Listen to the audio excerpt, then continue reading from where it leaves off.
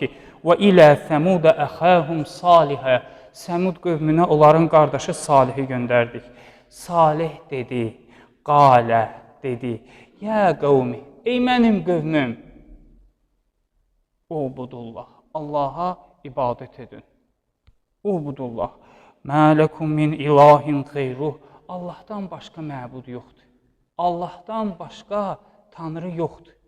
Mə ləkum min ilahin qeyruh, huvə ənşəəkum minəl ərd, Allah Taala sizi torpaqdan yaratdı.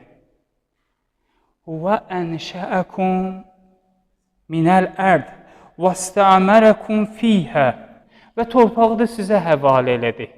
Sizi torpaqdan yaratdı və bu torpağı da sizə həvalə elədi ki, buranı abadlaşdırın, gözəlləşdirin dünyanı.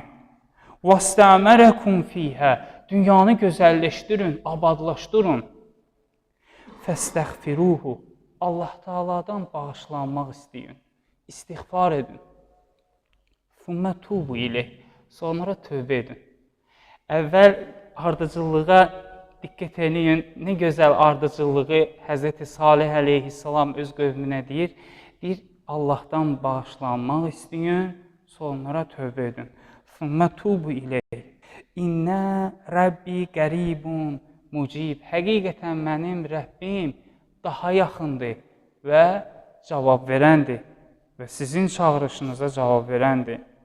Bu Hud surəsinin 61-ci ayəti.